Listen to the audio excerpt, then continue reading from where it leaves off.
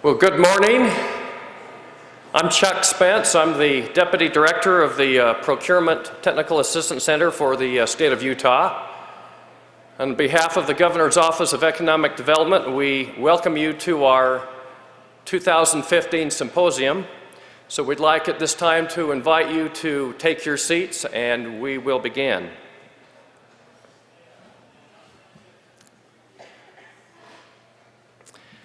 Today's event marks PTAC's 10th annual Procurement Symposium.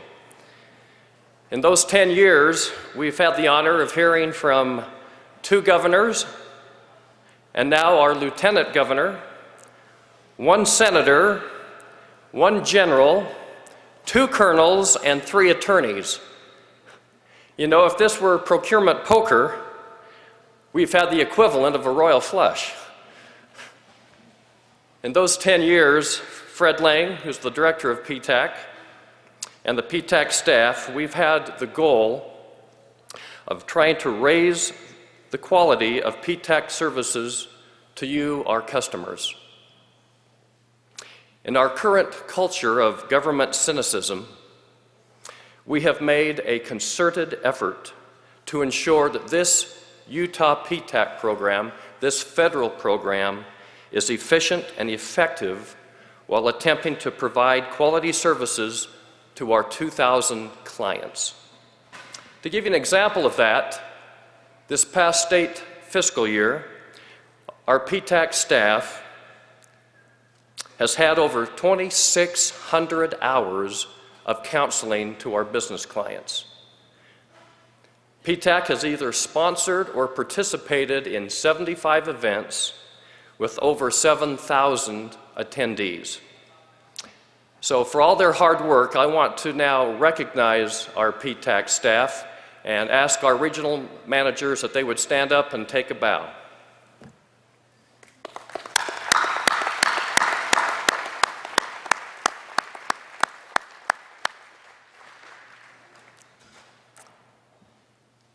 PTAC is very fortunate to have the full support of the Governor's Office of Economic Development and its Executive Director, Mr. Val Hale. Val?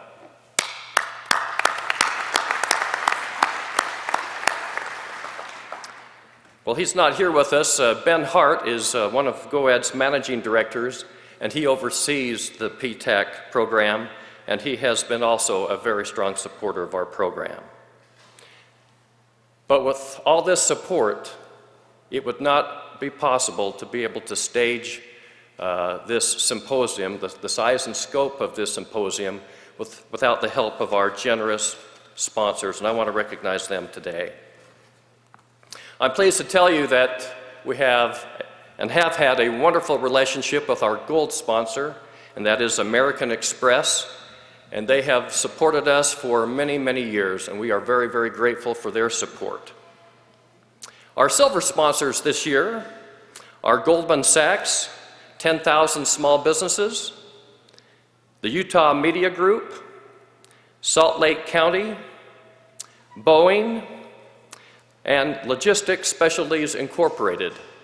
LSI is a private sector company, and they have a special relationship with PTAC. They support the PTAC program for specialized services, and they are one of our very special and close collaborators on the PTAC services that we provide. So we want to recognize them as well. So Mike, and if you and your staff are here, would you stand up?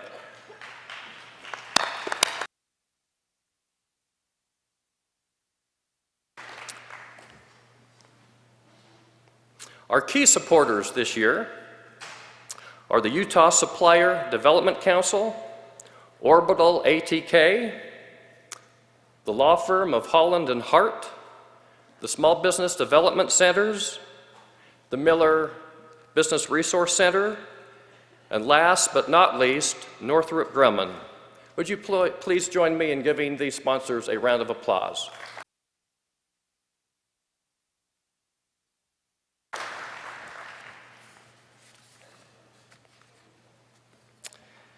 Well, due to unforeseen circumstances, Governor Herbert is unable to be with us today, But because he supports PTAC in this event, he's sent someone who's actually more handsome than he is, and that's our Lieutenant Governor, Spence Scott.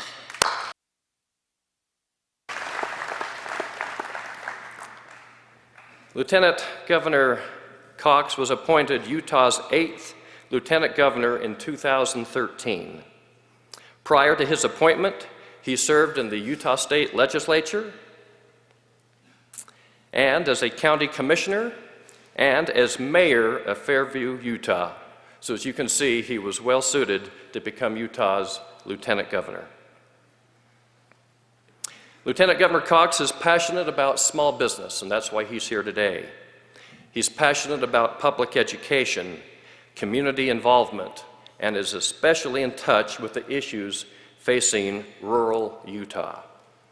And we are absolutely delighted to have him with us today. Would you please welcome Lieutenant Governor Spence Cox.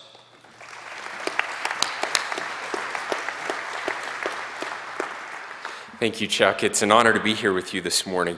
I'm very fortunate to have the opportunity to come and speak with you. I get to do this on occasion. The best way to describe it is, for you, is you remember Christmas morning. You're so excited that gift you wanted, you thought about all year. You wake up Christmas morning, and there's the gift, but it's not the one you wanted. That's what usually happens when I show up at the conference instead of the governor. So the governor sends his apologies. He wanted to be here. He let me know late last night that he would be unable to be here, and so you get the leftovers. But it is an honor for me to actually be here and spend time with you. I'm especially excited as I've had time over the past 2 years. It was 2 years ago, just last week, that the governor called me and asked me to serve as a lieutenant governor. As I've been able to learn more about the incredible things that are happening with PTAC and GoEd and our economic development efforts here in the state. Now, I know we have several people that are yet to be here that will be joining us. Apparently, there's been some traffic issues on the freeway. I know that never happens here in the state of Utah. Today's the exception.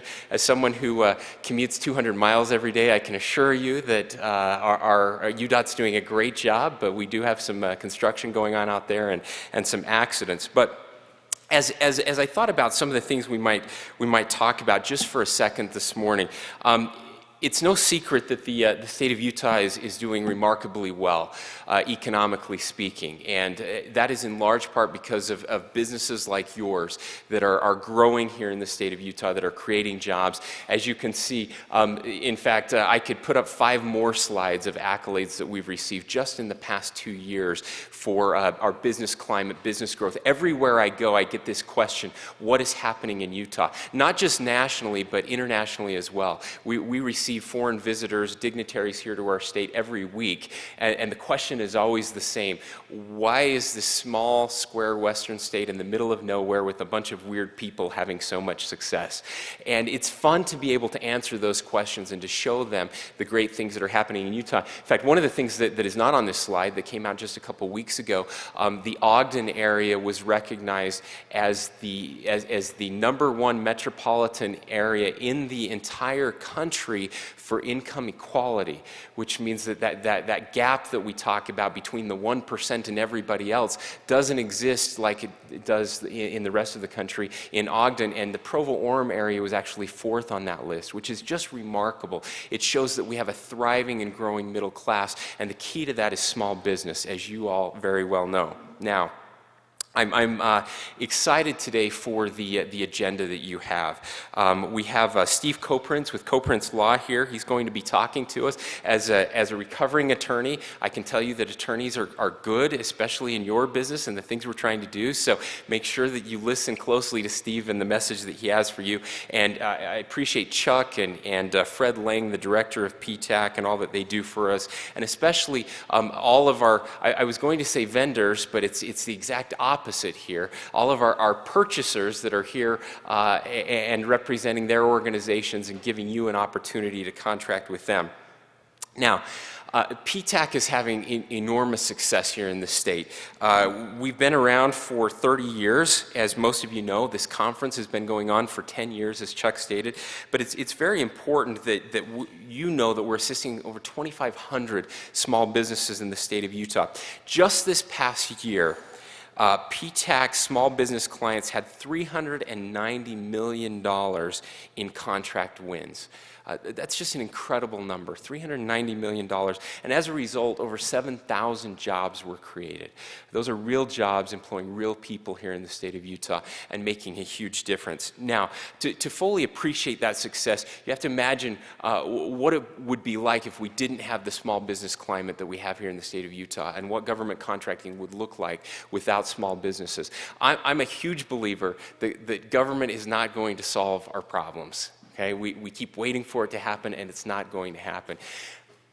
Private enterprise and the innovators in this room are going to solve the greatest issues that face our country.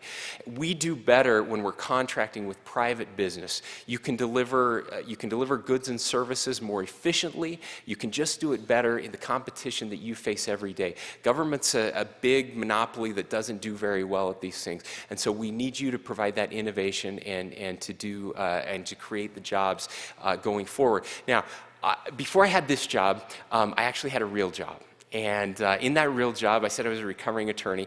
I went to work for a small business in rural Utah, a telecommunications business. And I did that for 10 years.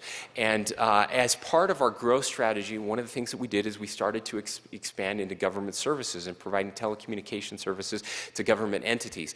And we did that. Part of that was in Tooele, in the West Desert, to the Army Depot and the military facilities out there. And let me just tell you, I wish more than anything that I had known about PTAC 10 years ago. I had been an attorney. I had done lots of very complicated contracts, and I had never seen anything like what I went through when trying to contract with the military in Tooele. It was the most illogical process I had ever gone through, and I had to work with about 20 different people, none of whom knew what the other person was doing. That's probably a reflection more on government, and I don't mean to cast aspersions. We're trying to do better with that, especially at the state level.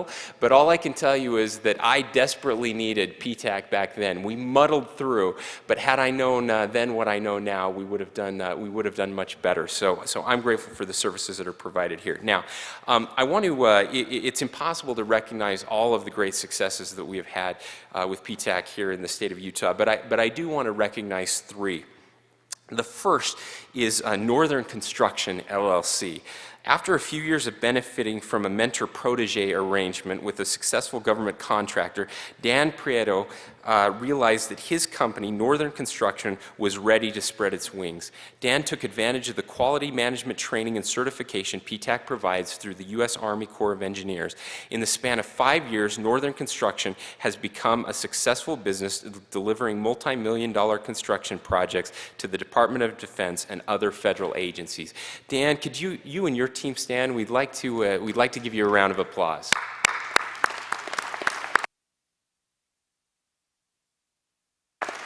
Congratulations on your great success. The second group we'd like to recognize this morning is Vertex Property Management. Vertex Property Management manages the Ashley Creek Apartments in Vernal. Owners Dave and Justin Brewer, along with on-site property manager Cindy Phillips, contacted their local PTAC office. PTAC assisted Cindy with registration and with a contract to house firefighters for the summer in Vernal. The contract increased occupancy revenue and economic development in the area. And as we all know, the area in Vernal right now, because of oil prices, it's a struggle right now. And so having this opportunity to contract and using the resources of PTAC helped them to thrive in this economy. So we'd like to recognize Vertex Property Management, Dave and Justin, along with Cindy, if you mind standing.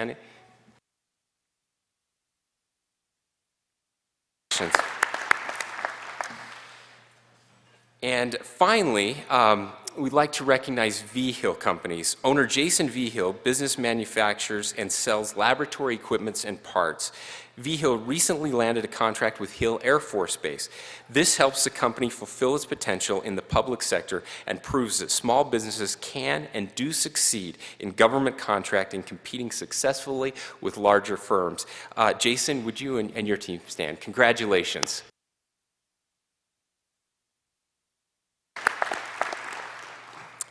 Again, these are just 3 examples of what's happening all over the state. So I want to thank you for taking time out of your very busy schedules to be here this morning. We have an incredible agenda. I know you'll learn and get to meet some people, which is probably the most important part, the opportunity to spend time getting to know others with whom you can do business, with whom maybe in similar situations, and that's how we grow as a state. When I get asked that question, what is happening in the state of Utah? Why is it so successful? It's very easy. I would love to say it's because we have the best governor and lieutenant governor in the country and the best legislature in the country. But you all know that 1, that's true, but 2, that's not why we're the best state in the country. It's because of the people and the great businesses that we have here. Businesses that are willing to give back to the community, businesses that are willing to lift those around them, and businesses that know how to be successful. That's why we're having success. That's why we're getting these accolades, and that's why we'll continue to do so. Thank you for what you do for the great state of Utah, and thank you for being here.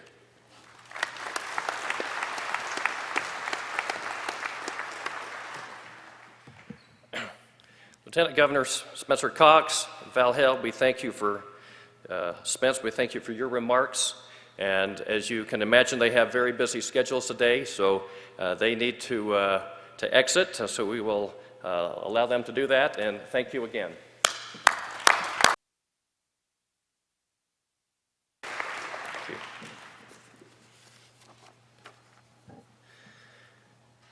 Our keynote speaker today is one who's not a stranger to me and to our PTAC staff. Steve Koprince has spoken many times. How many times at the APTAC? Probably 4 or 5. 4 or 5 times. I've had the privilege of introducing him at our APTAC conferences at least twice. And in about 3 weeks, I think I'm going to have an opportunity to introduce him again. So we're looking forward to that. Our fall conference is in Washington, D.C. each year in November, and Steve is not only a sought-out speaker of the National Association for PTACs, but Steve is a great friend of the PTACs. Steve Koprince is the managing partner of Koprince Law, LLC. Steve's practice focuses on federal government contracts law.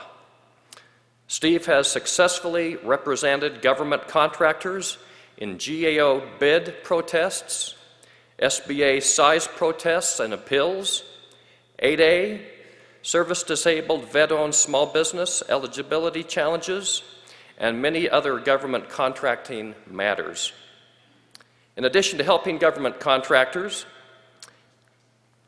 resolve legal disputes, Steve helps clients address compliance issues arising under the FAR and SBA size and affiliation regulations and other laws. As you can see, the world of government contracting is complicated, and we need attorneys. Steve is also the author of a book entitled The Small Business Guide to Government Contracting, published in 2012, and has published a number of articles on government contracting. Steve, as he is here today, speaks to a number of audiences across the country on government contracting and small business matters. Before founding Koprince Law, Steve practiced government contracts law in and around Washington, D.C., and was a partner at the firm of Petefish, Imel, Hebe, and Hurd in Lawrence, Kansas. Steve is a graduate of Duke University and the Marshall Wythe School of Law at the College of William and Mary, and he is a member of the District of Columbia and Kansas bars. His bio goes on, and we are thrilled to have such a renowned national speaker as Steve Koprince. Would you please welcome Steve?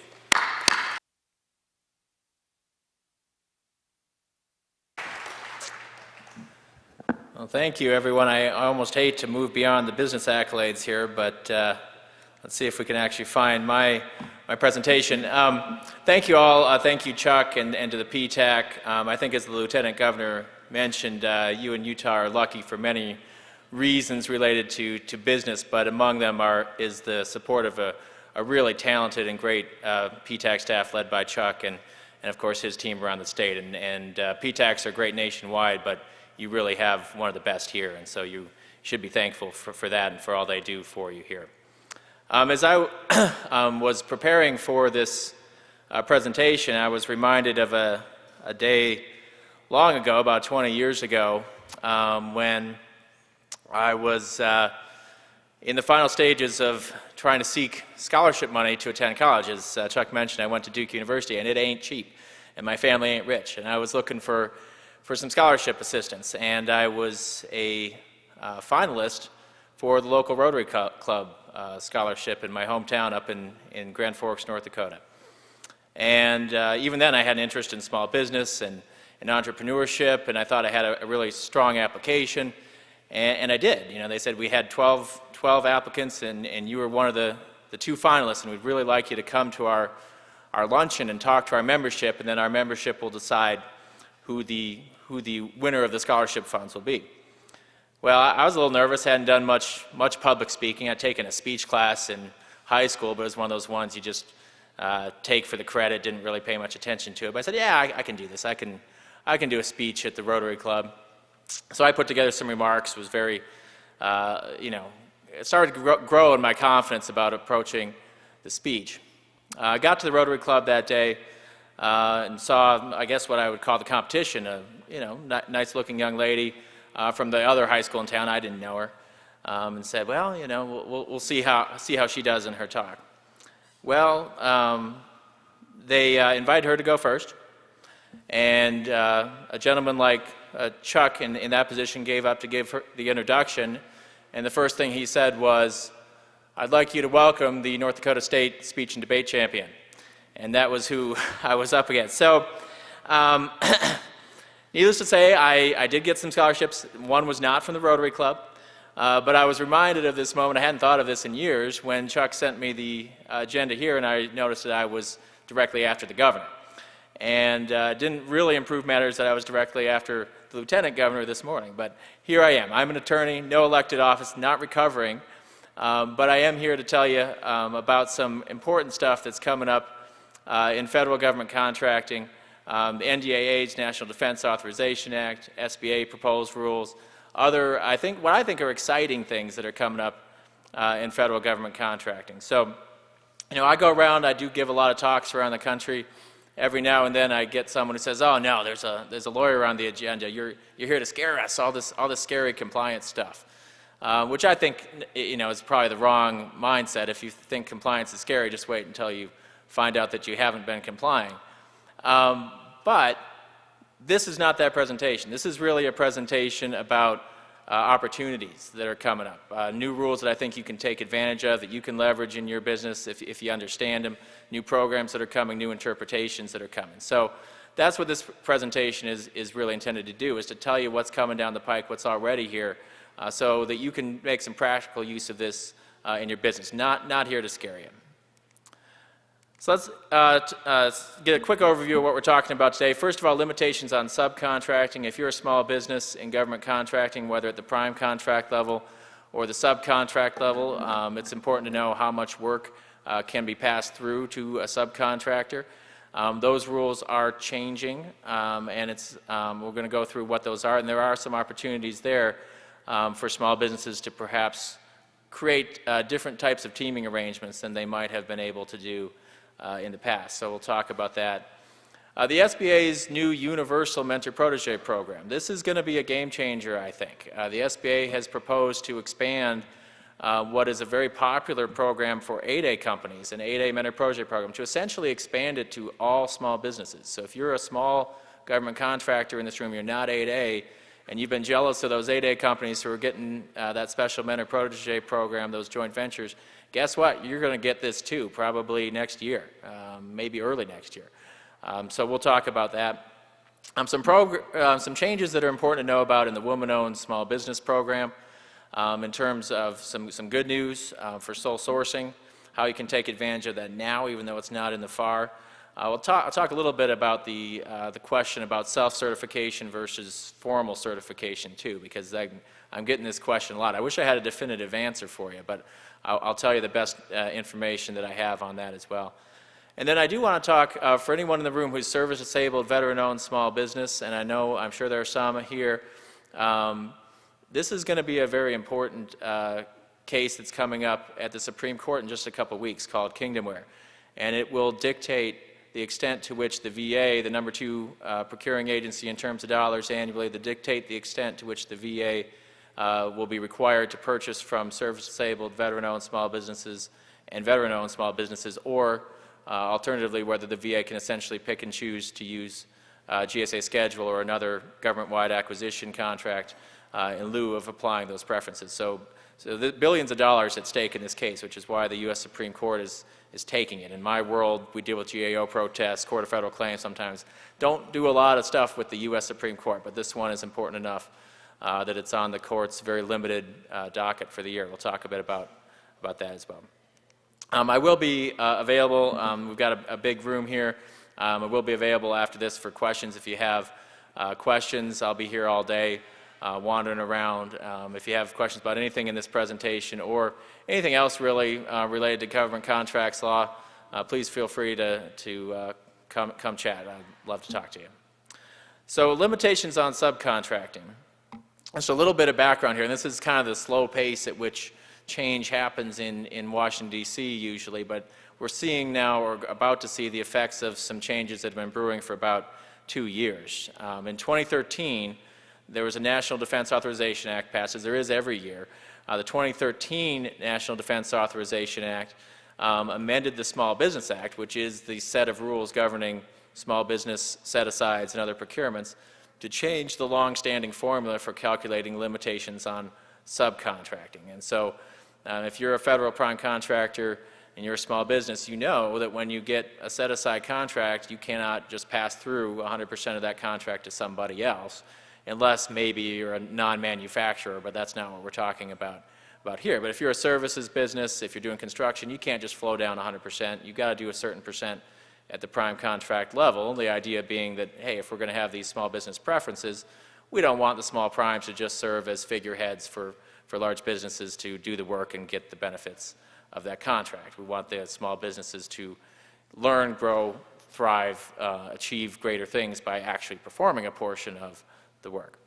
And so this Small Business Act change will amend those formulas. We'll talk about the amendments in those formulas, and also allows prime contractors to use what's called similarly situated entities to meet their own performance goals, which will essentially, in some ways, give small primes the benefit of a joint venture without having to actually form a joint venture. So it's actually one of these things that I'm talking about in terms of opportunities maybe for a small business to perform a contract that maybe before was a little bit out of reach, a little too large.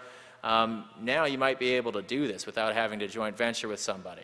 We'll talk about that. These changes happen for the service and supply contracts. If you're in construction, the rules, the limitations on subcontracting will not change as a result of this. They're still going to be the 15%, 25% numbers that you're used to, the same formulas you've been used to for the last 30 years or so. So that was 2013. Congress passed that almost 2 years later. December 29th, 2014, they wedged this right between Christmas and New Year's, just so people like me would have something to do over the holidays, I guess. The SBA issued proposed rules to enact this, and that's where we are now. These rules have been proposed, comments have been received by the public, and they're set to go final at any time. So this can become law at any moment. Right now it's a proposed rule, but it's set to become final any time. So here is a contrast between, and you'll see somehow the slide got cut off a little bit there, but you see on the left-hand side of your screen there is the current rule, and the right-hand side is what will be the new rule, the proposed rule that's going to become final. And so you can see for service contracts, it's long been a labor cost type formula, that the prime contractor must perform 50% of the cost of the contract incurred for personnel, which essentially is labor costs. FAR doesn't do a great job of defining what cost of the contract incurred for personnel is, but if you go to the SBA's regulations, they actually have a definition of that, and it's essentially direct labor plus indirect costs that flow from that direct labor. So it does exclude things like material costs. That's not direct labor equipment. To the extent those are included in a contract that's assigned to services NAICS code, you still calculate the 50% after taking those items out of the equation. And so, for better or worse, sometimes that's helpful to a small business to be able to exclude those items and then say, hey, we're still doing 50% of the labor, so we comply. Okay. It can also be problematic because 50% of the labor, we're talking about 50% of the cost of the contract for labor that everybody incurs. So if you're a small business, to really figure out your compliance, you need to know what your subcontractor's labor costs are. And a lot of times the subcontractor's not so keen to give you that information. They don't want to give you a price breakdown, a cost breakdown, especially when it's not required under the prime contract, when the prime contract may just be a fixed price type contract. They say, we're not going to give you a price breakdown. They'll let you know our profit rate and all that, those sorts of things that we consider proprietary to our company here. So sometimes it's tough for the prime to figure out compliance with that subcontracting limit. It's also tough for the government, especially again in a fixed price scenario. The government's not asking for these kinds of breakdowns. They don't have the information readily at their disposal in terms of labor costs a lot of times. So maybe years after the fact, ECAA comes in, does an audit, and they get that sort of information, maybe. But a lot of times there's just no real effort to enforce compliance in a setting where labor costs are not part of the underlying contract formulas to begin with. So for all those reasons, I think the Congress changed the rule to simplify it for everybody. And so the new rule is going to be 50% of the amount paid. No more than 50% of the amount paid by the government may be paid to the entities, and we'll talk about similarly situated in a second, may be paid to entities that are not similarly situated. So very easy to figure out now. If the government awards you a $2 million contract and they're going to pay you $2 million, you can subcontract up to $1 million to an entity that's not a similarly situated entity. End of story. Pretty easy. Doesn't matter whether it's materials, equipment, labor, what have you. That's the formula. Supply contracts, a similar concept there. It's going to be 50% of the amount paid for supply contracts as well versus 50% of the manufacturing costs. A lot of small businesses are qualifying for manufacturing contracts as brokers or dealers under what's called the non-manufacturer rule. That's not going to change as a result of this. We're talking about supply contracts in which the small business is actually doing the manufacturing. And this is the new rule for that. Under current law for small business 8A and women-owned small business set-aside contracts, these 50% rules apply to the prime contractor itself. In other words, when they say 50% of the cost of the contract incurred for personnel, they mean you, prime contractor, must incur 50% of the cost incurred for personnel with your own forces, period. It doesn't matter who your subs are. You can't count them toward you. But that's now changing for all set-aside contracts. And this has been the case in the service-disabled and hub zone programs for a while.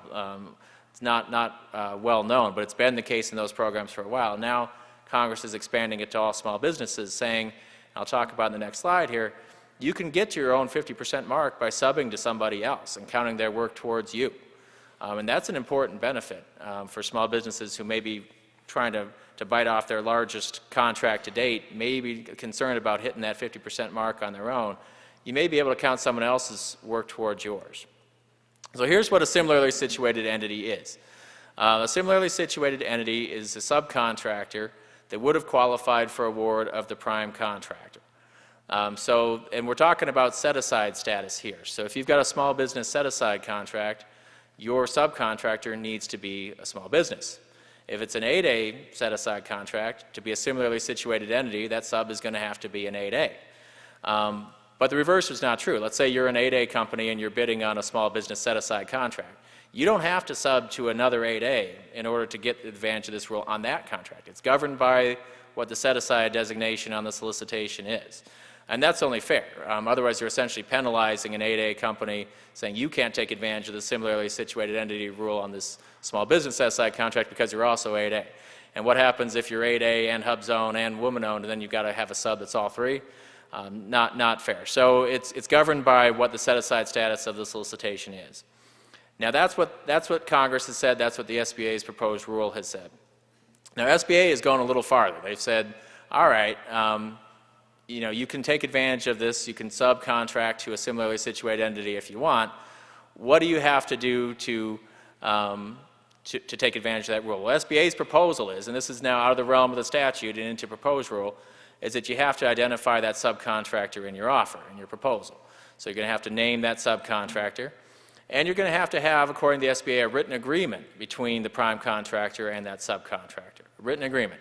What does the SBA mean by written agreement? They mean what I think most people in this room would call a teaming agreement. They don't use the term teaming agreement, but that's what they mean. A prime subcontractor teaming agreement, that if you're going to use a similarly situated entity, you got to have a prime subcontractor teaming agreement in place. That's SBA's proposal.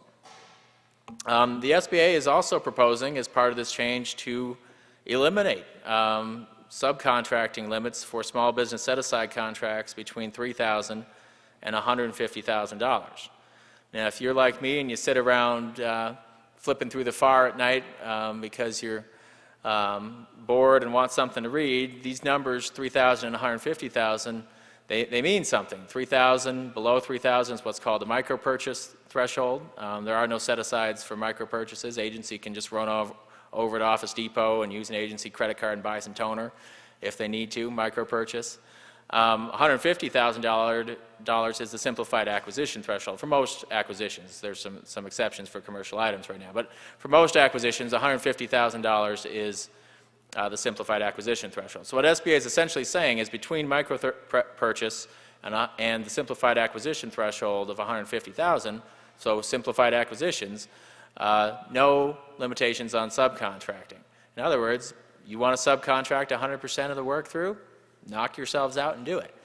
I'm curious to see whether this will become a final rule or not. This is not a congressional mandate. This is SBA's own proposal, and depending on who you talk to, some small businesses say, yep, that's a great idea. It'll lead to more set-asides for small business of simplified acquisitions. It'll help us gain some revenues while still not having to worry about these subcontracting limits. And others just say, hey, this is an invitation for large businesses to find small business fronts and take advantage of these types of acquisitions. So I'm curious to see what the public commentary and feedback on this rule has been and whether it will become final as proposed. But that's the SBA's proposal for simplified acquisitions.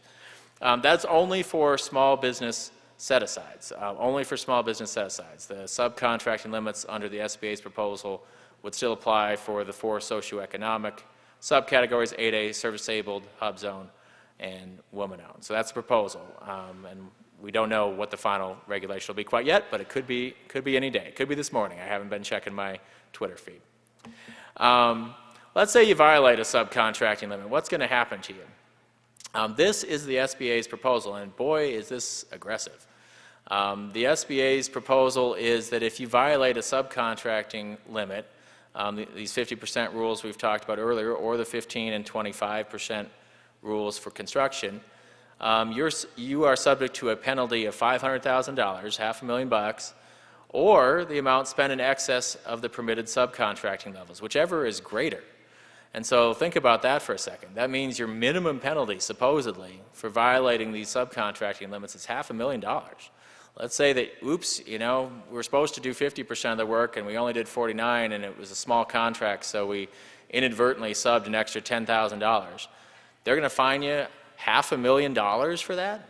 According to this rule, that's exactly what they're proposing to do. And so I tend to think one of two things is going to have to happen with this rule. Either it's going to have to be amended so that the fines make more sense in their context in which they arise, or at least there's a component saying, hey, if you intentionally and knowingly violate it, or the SBA is not going to be imposing this a lot. It's going to be one of those sanctions that's talked about a lot, like suspension and debarment for size violations and affiliation violations, which is talked about a lot, but almost never happens. And that maybe this will be that too. But I tend to think, as written, this is just not really practical. They're going to put people out of business for unintentional violations of minor dollar amounts. That's it for subcontracting limits. Again, I think the main takeaway from a what can I practically do with this? How does this benefit my business? Is that similarly situated entity concept. This allows you to structure teams, dividing work among 2, 3, however many small businesses you want. You're not limited to just one similarly situated entity, and count that towards your own workforce as the prime contractor. It also enables you, if you're someone who plays in the subcontract arena, to maybe team up with some small primes to help them achieve that 50% compliance as their similarly situated entity. So some potential benefits to small businesses who take advantage of that rule once it's finalized. Next up, I want to talk about the SBA's proposed Universal Mentor Protege Program. This is probably the biggest, hey, this is going to be a real big opportunity for my business moment of this talk this morning. Because if you're a small business or a large business in this room, this is going to affect you. So basically anybody who is a business, this will affect you if you are willing and interested to take advantage of it. A big change to the procurement landscape here. It is important to keep in mind as I go through this, and I'm going to start with a little history and background, that what I'm going to talk about here in terms of the SBA's proposal is currently a proposal. I've been asked many times, is this effective now? Can I submit my application for this Mentor Protege program today? No and no. This is a proposal. I think what will come final probably this winter, maybe this spring. You've got probably a few months, but I don't know. I don't have any inside information on that. I think it'll look a lot like what the proposal looks like, but it's still right now in the proposal stage. So this is the time to work behind the scenes to take advantage of it, but you cannot formally take advantage of this yet. It's time to start the planning process to do it. This has been going on, this idea of expanded mentor protege for quite some time, dating back to 2010, when Congress passed what was called the Small Business Jobs Act. And in that bill, Congress had been hearing from various small businesses, particularly HUBZone, service-disabled, and women-owned, hey, we really like this concept that the SBA has for 8As, this mentor protege program. We'd like to see something similar for us, that the SBA have something similar for us. And Congress agreed with that. They authorized the SBA in the 2010 Jobs Act to create mentor protege programs for SDVOSBs, HUBZones, and women-owned small businesses. Congress did not require the SBA to do this. They said you can do it, you don't have to. Lord forbid that we give you any money to do it, but you can do it if you want. And SBA, to their credit, said, yeah, we're interested in that. We're gonna do that and set about writing some draft regulations to implement that. Well, that process was still playing out behind the scenes at SBA when 2013 came around, and Congress passed this 2013 NDAA, same bill we talked about earlier with the subcontracting limits. And Congress said, you know what, 3 years ago we told you you could do this for 8A, the 8A concept for service-disabled, HUBZone, and women-owned. Now we think, hey, what the heck, knock yourselves out. Do it for everybody if you like. You can, you don't have to, create mentor protege programs for all small businesses, SBA. Again, you don't have to. Lord forbid we give you any money to implement it, but you can do it if you want. And SBA, again, said, yeah, we're interested in that. We're going to see if we can find the resources and make this happen for all small businesses.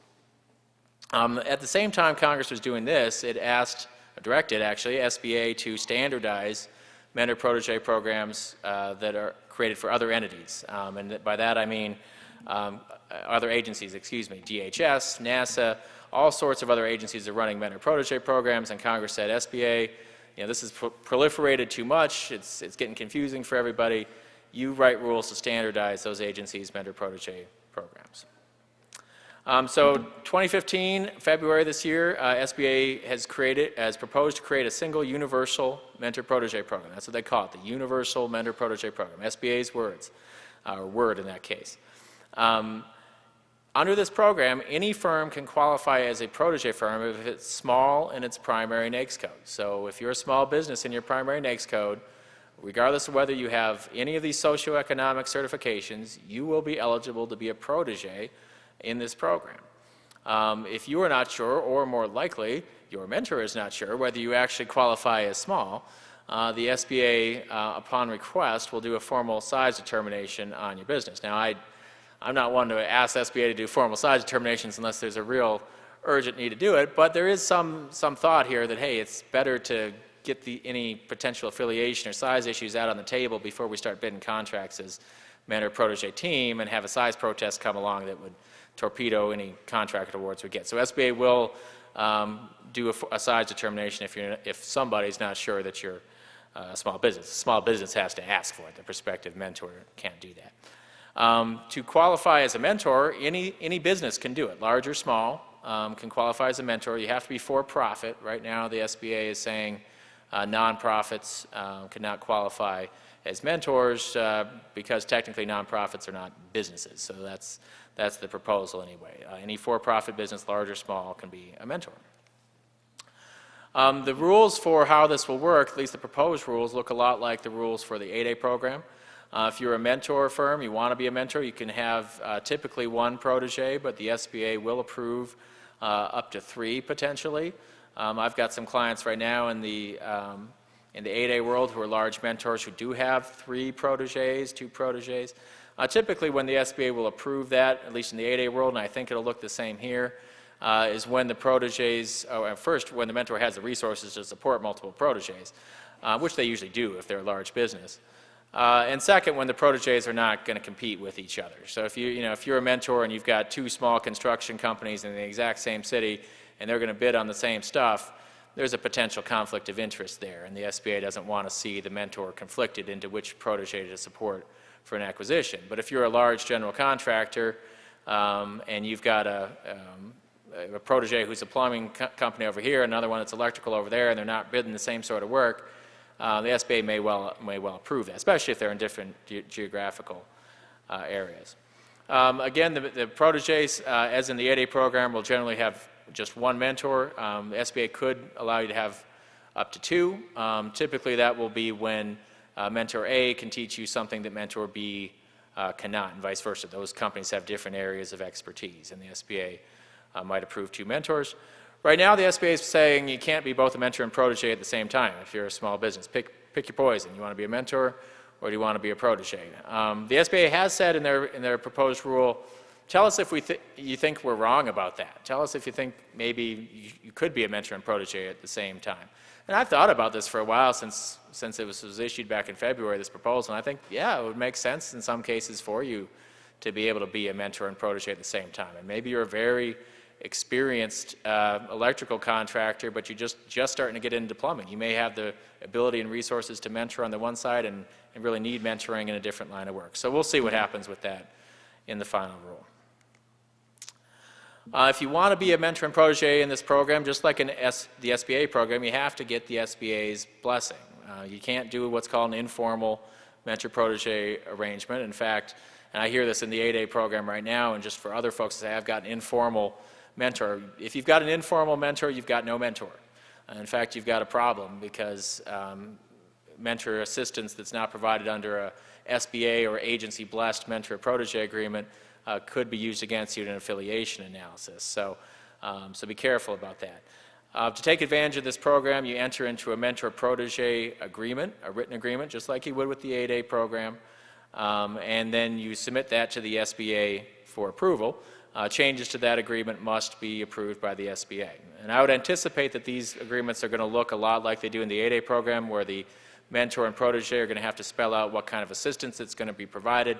They kind of want that old journalistic who, what, where, when, how, who's going to provide the assistance, and they want people, which mentor employee is going to be responsible for it, what kind of assistance will be provided, when it will be provided, timelines, goals, milestones. And so it takes a little time to develop a good mentor-protege plan. And in fact, in recent years, the SBA on the 8A side has been a little more aggressive about requiring thoughtful mentor-protege agreements instead of just templates that someone downloaded and quickly filled in and submitted. The SBA is proposing right now to limit a single mentor-protege relationship to 3 years. That is different than the 8A program. There is no official limit in the 8A program to how long a mentor and protege relationship can last. Those of you in the room who are 8A know an 8A program term lasts 9 years, so there is a 9-year potential maximum term to a mentor-protege agreement based on the 8A program term alone. As far as being a small business goes, or being a woman-owned or service-disabled hub zone, you can hold those statuses forever. You can be those things forever. And so SBA doesn't want permanent mentor-protege relationships. So right now they're proposing 3 years, essentially thinking if you haven't learned it from them in 3 years, they're probably not a very good teacher, seems to be the mindset. I tend to think it might make sense to allow 4 or 5 years, something like that. Give SBA, of course, the opportunity to look at it and disapprove a continuation. And I get the mindset of not wanting these things to last forever, but there are some cases, I think, where it would make sense for assistants to last longer than 3 years. Like in the 8A program, if you do have an SBA-approved mentor-protege agreement, the assistance the mentor is providing the protege, no matter what that is, so long as it's under the mentor-protege agreement, will not be used as a basis for finding affiliation between the companies. Very important anytime you as a small business are engaged in a relationship with a large business that you not be found to be affiliated with that business for size purposes, lose your small business status that way. So this will provide that a mentor-protege exception, that affiliation shield. And then at the very bottom of the slide, here's the kicker, and here's the reason that large businesses love the 8A mentor-protege program, and a lot of small businesses do too, is that the mentor and protege can joint venture as a small business for any prime contract or subcontract for which the protege qualifies as small. And so if you're familiar with the 8A program, this is how it works there. But if you're not, I mean, think about this for a second. This is a really, really big change and a really, really big benefit for these joint ventures. Let's say you've got a solicitation out there with a $7 million size standard. It's one of those NAICS, in the 54 series that has a $7 million size standard. And let's say you're a $5 million company, so you qualify as small for that company or for that contract. You form a joint venture with a company with $500 million in revenue. Well, ordinarily, that joint venture is a $505 million joint venture. That's how it works. They add your sizes together. You're both prime contractors, so we're going to add your sizes together. Joint venture, of course, would be slightly above the size standard. But under this rule, if you've got a mentor-protege agreement in place with that company, your $505 million joint venture qualifies for award of this prime contract. And as 8A companies know, talk about a competitive advantage versus some of your competitors. When you can have that kind of backing at the prime contract level, because that's what a joint venture is. It's both companies are now prime contractors responsible for performance, legally responsible for performing the whole contract. And a lot of agencies, boy, do they love when they have a large mentor firm on the hook for the whole thing at the joint venture prime contract level. Also helps a lot with past performance, experience, those sorts of things as well in many competitive evaluations. So that's what we're talking about. That's what 8A companies have been enjoying for many years. And now the SBA is proposing to make this benefit available to every small business in America. Really big change. If you do want to do a joint venture, mentor-protege JV, the SBA says you have to have a joint venture agreement in place, written joint venture agreement in place. That's no different than the 8A program. The proposed requirements are very similar to those. For the 8A program, there's the regulatory citation there if you want to take a look at what those are. But basically, those are in place to make sure that the small business is managing the joint venture, is going to receive substantial benefit from the joint venture, is controlling the joint venture's operations, going to receive a fair percentage of the profits, that sort of thing. As in the 8A program for an unpopulated joint venture, which most joint ventures are, the SBA's proposal is that the protege, the small business firm, assuming it's a large, small joint venture, most are, for mentor-protege, the small business protege is going to have to perform at least 40% of the joint venture's work. 40% of the work, the large mentor firm could perform 60%, up to 60% of the joint venture's work. Now, this is 40% of the joint venture's work. This is not 40% of the entire contract. Okay, the joint venture is the prime contractor. The joint venture can still take advantage of the similarly situated entity rule, can still subcontract 50% to a large business, but whatever percentage of the joint venture, of the total contract that the joint venture performs, the protege firm's got to do 40%. And that's the same as for an 8A unpopulated joint venture. And then the SBA has said, just for avoiding any doubt, because some agencies out there have said, hey, you've got a joint venture. This doesn't happen very often, but it has. And it happened famously with the latest iteration of the OASIS contract at GSA, where the agency has said, we're not going to consider the individual past performance references of the members of the joint venture. You've got a joint venture, it's Company A, Company B, JV, and of course the joint venture is a new entity, limited purpose, not intended to last for a very long time. And it's made up of 2 other companies, and occasionally an agency has said, we're not going to accept the experience or past performance of those companies that constitute the joint venture. And so SBA has said under this regulation that if you do have a mentor-protege joint venture here, the procuring agency has no choice. They have to consider the past performance of the JV members.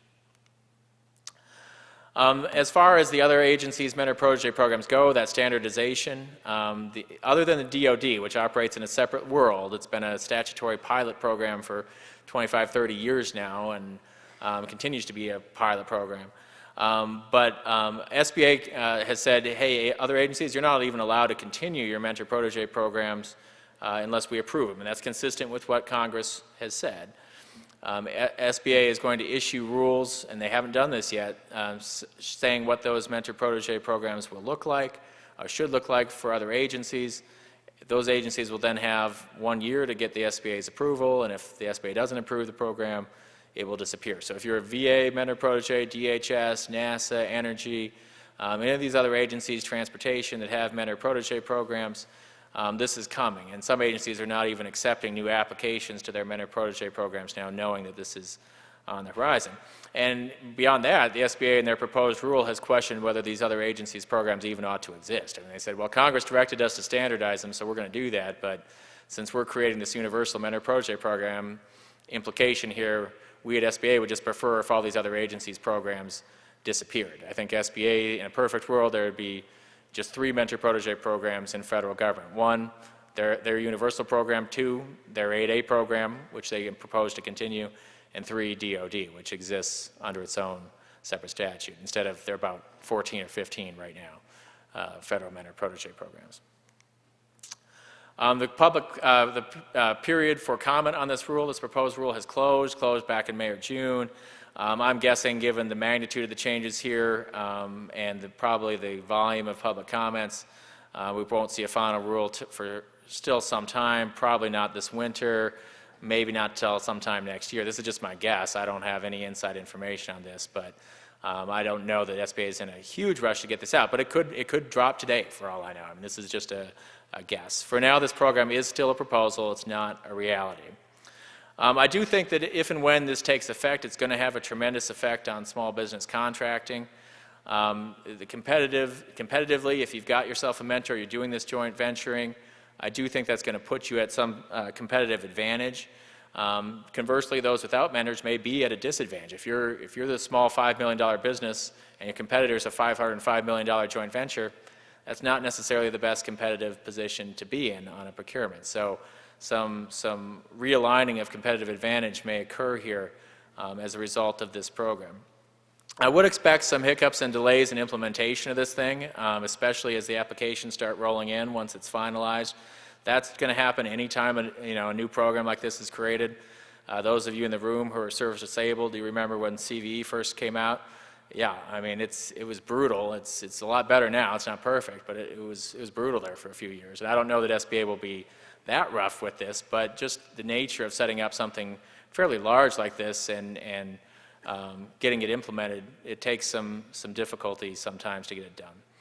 I do think finally, if you're in the 8A program, this may devalue your 8A certification just a little bit. Not massively. You're still as 8A eligible for those 8A sole sources, those 8A set-asides that no one else is.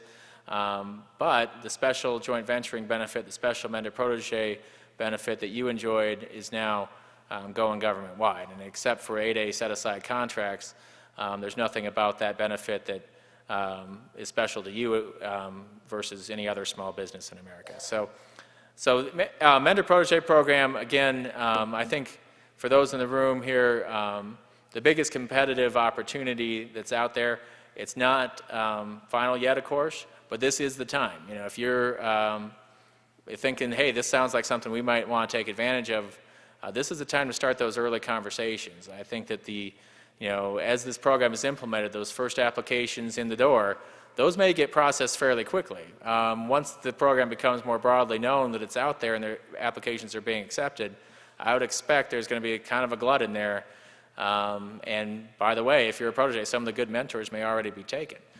So this is the time to start those conversations, at least start thinking about who your prospective mentor protege might be, even start negotiating the contours of an agreement so that you're primed to take advantage of that at the earliest opportunity. All right, I want to talk a little bit about women-owned small business. Some big changes here, both positive and and so we'll talk about both of those.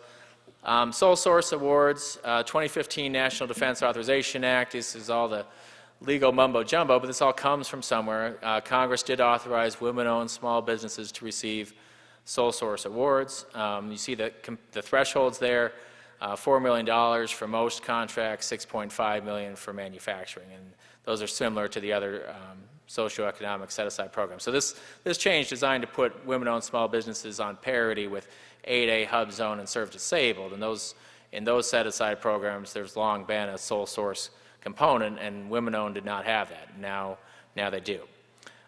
Set-asides, I should say sole sources, apologize for the error there. Sole sources are only allowed when the agency does not have a reasonable expectation of two competitive offers. And so it's not the case that you can get a set-aside just because. Set-asides for women-owned small businesses are allowed when the agency does its market research, says, yeah, we don't think we're likely to get two offers from women-owned small businesses, but here's one good one right there that we would like to work with. Well, now they can make a sole source award to that one good one. This is currently effective. I've been talking a lot about proposed rules. This is effective right now. Contracting officers do have the authority to issue sole source awards to women-owned small businesses as of October 14th. That's when the SBA's regulation on this took effect. The SBA got this regulation finalized pretty quickly as far as Washington, D.C. rule writing goes, since this is a 2015 NDAA and it's already effective here in 2015. That said, it is unclear whether contracting officers will actually use this authority until the FAR Council puts it in the FAR. They can use it. The SBA's rules or regulations, their law, they have the force of law. Contracting officers are fully authorized to use this, but a lot of contracting officers, the FAR is their procurement Bible. That's what they're going by, and until it's somewhere in FAR Part 19, they may be hesitant to use it, but they can. And so as a woman-owned small business, it may be up to you to help educate a contracting officer that, hey, you actually can do this right now, instead of waiting for who knows how long for the FAR Council to implement this authority. FAR Council has yet to even propose the change to do this. As far as the self-certification piece, which I've been getting a lot of questions about, and I think validly so.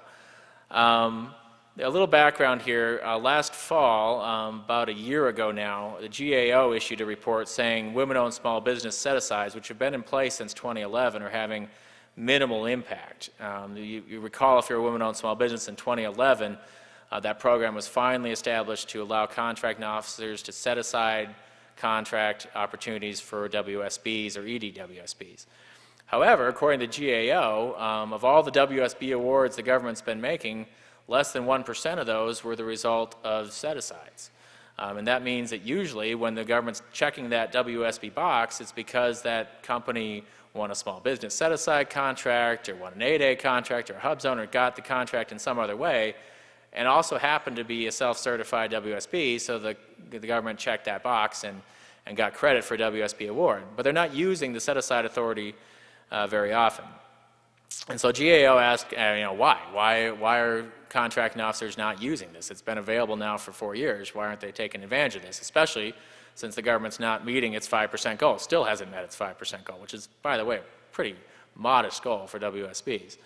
But still hasn't met the goal. And so the feedback they got from some contracting officers is that the contracting officers disliked this document repository business. And what that was, if you're a WSB, is that in order to qualify for a WSB set-aside, you had to do one of two things. Either you go to a third-party certifier and you get a certificate, and then you submit that with a couple other documents when you were bidding on a set-aside, or, and here's what basically everybody did, you would simply self-certify and then submit a bunch of documents to prove your status to this document repository, the WSB document repository. So it's what I call trust but verify. You know, they wouldn't just take your self-certification. You had to self-certify and then submit a bunch of documents to the contracting officer, who was essentially, under the rules, interestingly, not supposed to review them to see whether they thought you qualified or not. They were just supposed to review the documents to see that you provided them, period, that you'd provided the list of documents there. I think a lot of CEOs, though, thought that they were supposed to do an eligibility analysis, that they were supposed to parse through an operating agreement or something and figure out whether the WSB is eligible. Not so. They were just supposed to figure out whether you actually had an operating agreement, and if not, call that to the SBA's attention. Regardless, the CEOs were saying, we just like this document repository. You know, over in the HubZone program, they're certified. We don't have to, you know, there's no funny business here. We can just award the contracts so long as they're on the SBA's HubZone list. Same with 8A. But women-owned, it's too complicated. And so the CEOs are saying, we think all these, you know, there should be a formal certification, or these functions, this repository is something the SBA should be doing. Well, 2015 NDAA, our favorite piece of legislation, Congress apparently got that report and then just said, well, contracting officers don't like this self-certification, we'll just get rid of it. So they just deleted it without any public comment, and from what I can tell, not any warning to anybody. I found this out when I was reading the final version of the bill. House of Representatives didn't propose it, Senate didn't propose it. They got together in the conference committee for the final bill and said, yeah, let's just delete self-certification. So there it went. And so the question is now, the Small Business Act, which is the governing statute for this stuff, no longer allows self-certification for WSB set-asides. You can still self-certify for the government's meeting of its goals, but if you want a WSB set-aside, the Small Business Act says you can't self-certify. SBA, I think, was caught off guard by this. I don't think they were consulted on this. If they had, they probably would have said, whoa, Congress, could you please say, you know, effective January 1, 2018, no more self-certification? You know, give us some chance to work with this. Congress didn't say that. They just said, whoop, delete that, bye-bye self-certification. And so SBA has been saying and telling folks several times now, hey, it's business as usual. You want to keep self-certifying on these things, knock yourselves out. We haven't changed our regulations, and we're still accepting self-certifications. I'm not so sure about that from a legal perspective. I mean, I get where SBA is coming from. They don't want to upset the apple cart. They want some time to work with this and maybe adopt an internal certification program. And yet, I don't see the legal rationale for this. I mean, the governing statute no longer allows self-certification. When a statute and a regulation conflict, the statute governs. Otherwise, you'd have SBA overturning the will of Congress, which they're not allowed to do. And when a statute doesn't say, hey, it's effective at some later date, it's typically effective immediately. And so I don't understand. I'd like to hear what SBA's legal rationale is for this, but they have not yet provided it to me or anybody else, as far as I can tell. So that being the case, and they may, you know, maybe they're right. Agencies do have discretion to interpret statutes that apply to them, and this one certainly applies to them. Maybe they have a good reason for this, other than it's, you know, beneficial to them to buy some time. But I don't want any of my clients to be guinea pigs for this. So when my clients have been calling me up saying, what do I do with this? I say, well, the safe play is to get certified by one of these third-party certifiers. I know you don't like it. I know they charge you a few bucks. They're not great either.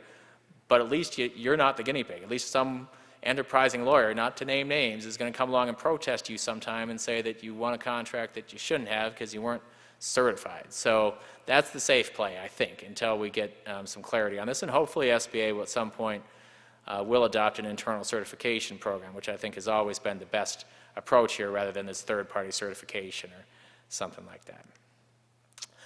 Last piece, and this is for the service disableds in the room and those who are want to work with SDVOSBs or do work with SDVOSBs, this Kingdomware case, and this is going to affect, as I mentioned, billions of dollars, I think, in VA procurements.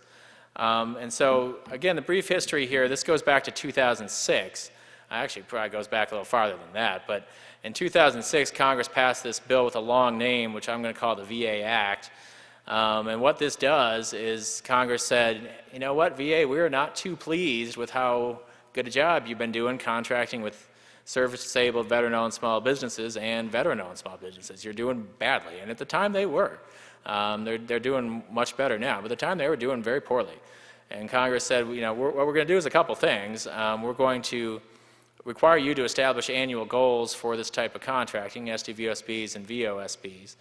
And then we're going to establish a preference program at the VA to require, at least that's the debate, require the VA to prioritize SDVOSBs and VOSBs. And so this program is called Veterans First. The VA's use that terminology. Veterans have said, hey, Veterans First program. They have believed for almost 10 years now that this program requires VA to prioritize veterans essentially across the board whenever 2 or more veterans are available to do the work, veteran-owned companies. But VA is taking the position for many years now that they can buy off the GSA schedule without applying the Veterans First preference. And so VA does a lot of contracting off the schedule, a lot of contracting off the GSA schedule, billions of dollars worth. And so the VA's position was, yeah, we'll apply this rule of 2, this veteran-owned preference when we're doing ordinary contracts, but we could still buy off the schedule from whoever we want without having to worry about prioritizing veteran-owned firms. And so that's kind of where the debate comes up. I'm not going to read this whole statute to you here, but this is basically what the Supreme Court is going to be focused on. This section of the statute, which arguably creates this veteran-owned small business preference. And I wrote a legal brief to the Supreme Court that's 40 pages, basically just talking about this, this paragraph here. We're up in front of the U.S. Supreme Court on this now. But how has this been interpreted over the years by others? Well, the GAO had the first crack at this. You may have heard these Aldevra cases back in 2011. And GAO held that the VA did not have the right to buy off the GSA schedule without prioritizing veteran-owned firms. That's the Aldevra case. The Aldevra case and others like it, about 18 decisions, about 18 times GAO sustained protests saying, VA, you're violating the law. You're violating that 2006 VA Act by not prioritizing veteran-owned firms and going straight to the schedule and buying stuff from non-veteran firms. And so that was GAO's position. GAO, for those of you who don't know, is the U.S. Government Accountability Office, and they hear several thousand bid protests a year and have a developed body of expertise over 50 years or so in interpreting the government's bid protest and procurement regulations. The VA, though, refused to abide by what the GAO said. GAO, when they sustain a protest, it's technically a recommendation. They don't order the agency to do something. They're not a court. They don't have the power to issue injunctions. So they recommend that agencies do things. And 99.9 times out of 100, the agencies do what the GAO recommends. But in this case, the VA said, nope, thanks for the recommendation, GAO, but no, we're not going to do it. And that happened about 18 times. The VA refused to do that. Well, something had to give, and so a company called Kingdomware Technologies took the VA to court. And in 2012, the Court of Federal Claims, reached a different conclusion than the VA. What the Court of Federal Claims said is that the statute, the 2006 statute, the primary purpose was to set goals for the VA to meet in terms of veteran-owned contracting, and that so long as VA was meeting those goals, which they were by the time 2012 rolled around, that they could essentially do whatever they wanted. They didn't need to prioritize veterans so long as the goals were being met. That was the Court of Federal Claims position back in 2012. And this should be the Federal Circuit here. The Federal Circuit then upheld the Court of Federal Claims decision on a 2-to-1 vote. And so this was last year. The Federal Circuit, which is one step below the U.S. Supreme Court, 3 judges heard the case, and they held the same thing. The majority did that the statute was designed to establish goals, and so long as VA was meeting its goals, they could do whatever they want, essentially. I mean, the court didn't use words quite that broad, but that's the gist of the ruling, is that so long as VA is meeting its goals, no preferences for veterans need to apply. There was a very strong dissent. A judge called Jimmy Reyna issued a dissent in that case and said, hey, the statute's very clear. It says contracting officers shall award contracts whenever this rule of 2 statutory preference is met. And what that means essentially is that the VA, in this judge's mind, had been violating the law. So this judge agreed with the GAO. So you've got a split now. GAO, with their history, their expertise, has said repeatedly that VA is violating the law whenever it issues orders under the GSA schedule without preferring veteran firms. A couple courts have said they're not violating the law, and then of course the dissenting judge here agrees with GAO. So Kingdomware appeals to the U.S. Supreme Court. The U.S. Supreme Court, by the way, does not hear most of the cases that are appealed to it. The U.S. Supreme Court has complete discretion, except in a few instances like when one state sues another, but otherwise has almost unfettered discretion to pick its own docket. And so most of the cases that people try to appeal to the U.S. Supreme Court, the court just without comment refuses to hear the case. And so when this was appealed to the Supreme Court, I said, this is a big question in my world, government contracts, but I still think the court will probably decline to hear it. Well, I was surprised. They did take the case. In June of this year, the Supreme Court agreed to hear the case. It's scheduled for oral argument in just a couple weeks. I'm going to be there in person. I'm not arguing the case. They've got lawyers there who do Supreme Court litigation for a living, but those lawyers asked me to file a brief on Kingdomware's behalf, which I've done. So I want to be there to see how it plays out. And so, for those who follow my blog, I'll be posting some feedback on this right after the oral argument. I'm not allowed to tape it. They will not allow modern technology in the courtroom still, but I'll be taking some good notes the old-fashioned way with pen and paper. What will the Supreme Court be hearing? Well, the issue you'd think is this goals thing. I mean, that's what the Court of Federal Claims decision was about. That's what the Federal Circuit case was about, was whether the VA can order off the schedule or use another GWAC when it's meeting its goals. And that's been the issue for 3 years now. You'd think that would be the issue here, and that's the issue Kingdomware appealed. Interestingly, and you'll see that there's my amicus brief filed. I don't know that's a major milestone for anyone else in the case, but it's a milestone for me. So if you want to see our brief on the case, there it is, public copy of the brief. October 1, after I'd filed a brief and the American Legion filed a brief, Paralyzed Veterans of America, Iraq and Afghanistan Veterans of America, all these organizations, veterans organizations filing briefs on Kingdomware's behalf saying, yeah, VA, you need to prioritize veterans. The government and the VA is represented by the Department of Justice here abandoned their earlier argument. And I can't imagine this happens a whole lot. The government said, yeah, we know this whole goal argument won today in 2 different courts, but we're just going to push that out to the side and go with a different argument here at the Supreme Court. And so I can only imagine that the government has decided that, notwithstanding the fact that this argument carried the day twice, that the legal rationale behind it was not going to win at the Supreme Court. That was the calculation they've made. And so they're no longer at VA arguing that whenever they meet their goals, they can just abandon the veteran-owned preferences. That's not the argument. Sounds good so far. But the government's new argument still is trying to get to the same place, still trying to get to the same GSA schedule place. And so the new argument is, well, the statute that we're all arguing about talks about contracts, and when we're ordering off the federal supply schedule, GSA schedule, we're issuing orders, and orders aren't contracts, so we can order off the schedule. That's the new argument. And I have not had the chance to brief the court on this. I was limited to one brief and just hammered him on the goal setting thing. I guess me or somebody else convinced him to abandon it. But FAR 2.101, if you look at the definition of a contract in FAR 2.101, it applies essentially any time there's a written agreement between the government and somebody to provide something, which I think covers an order. And if that's not specific enough, FAR 2.101 says it includes orders. So we'll see what the Supreme Court makes of that. That's all I've got this morning. I know we're almost out of time. I really appreciate everyone's attention this morning.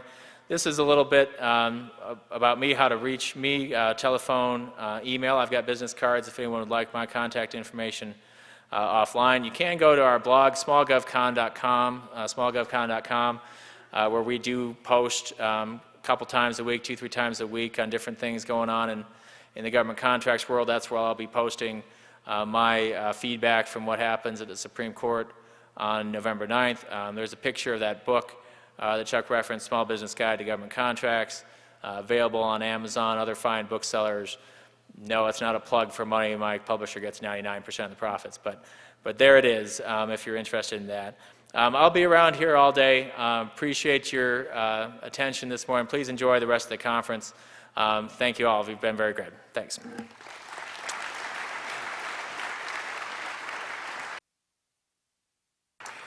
Steve, on behalf of the Utah PTAC, we thank you for coming out from Kansas, and we have a little gift card for you. Thank you. Thank you, Chuck. Appreciate it.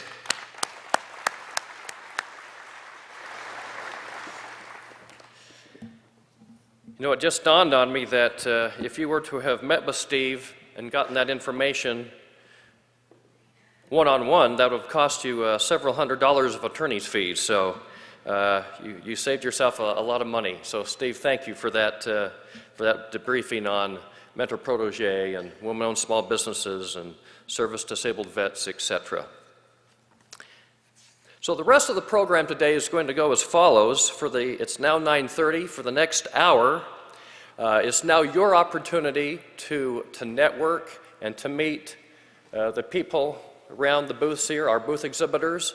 They represent large prime defense contractors and government agencies, federal, county, state, and otherwise, including a few others. So for the next hour, network, get your capability statements ready, get your business cards out, and network.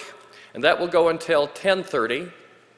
At 10:30 to 11:30 will be time for our 4 breakout sessions. And those rooms are just as you go out. I think there's 2 or 3 rooms to the left, and there's 1 room to the right. And that will go until 11:30. And then we're going to have sort of a wrap-up session, if you will, for about 30 minutes. You get to come back here, and just before lunch have about 30 minutes till noon to again network and meet the booth exhibitors and exchange information. And then we'll just meet right back here at these tables at noon for lunch, and we'll get ready for a good meal and then our luncheon keynote speaker. So we'll see you in a few hours. Enjoy.